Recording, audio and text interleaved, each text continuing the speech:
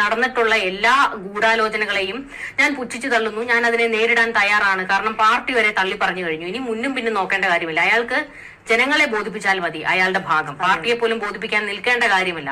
പക്ഷേ നമ്മൾ ഇതുവരെയും രാഹുൽ സ്വന്തം പാർട്ടിയെ തള്ളി പറയുന്നത് നമ്മൾ എവിടെയും കണ്ടിട്ടില്ല. ഈ പറയുന്ന വി ഡി സതീശൻ പല വേദികളിൽ നിന്നും രാഹുലിനെ ഇറക്കി വിട്ടിട്ടുണ്ട്. അപ്പോൾ പോലും പ്രതിപക്ഷ നേതാവിന് നേരെ അയാൾ ഒന്നും പറഞ്ഞിട്ടില്ല.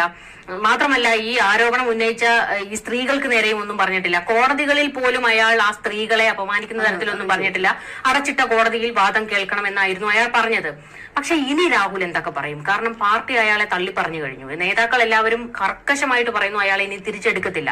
മുഖ്യമന്ത്രി പിണറായി വിജയൻ പറയുന്നു അവനൊരു സ്ത്രീലമ്പടനാണ്, അവനെ ഈ സമൂഹത്തിൽ വെച്ചുകൊണ്ടിരിക്കാൻ കഴിയില്ല, അവനെ പൂട്ടും എന്ന് തന്നെയാണ്. കോൺഗ്രസ് പാർട്ടിയുമായിട്ട് ഇപ്പൊ രാഹുലിന് യാതൊരു ബന്ധവുമില്ല. അപ്പൊ ഇനിയുള്ള പ്രതികരണം എങ്ങനെ? ഇതുവരെ കോൺഗ്രസ് പാർട്ടിയെ പ്രൊട്ടക്ട് ചെയ്തുകൊണ്ടുള്ള രാഹുലിനെ നമുക്ക് കാണാൻ കഴിഞ്ഞത്. പക്ഷെ ഇനി എങ്ങനെയായിരിക്കും? ഉറപ്പായിട്ടും ഈ മുതിർന്ന നേതാക്കൾക്ക് ഒരു തിരിച്ചടി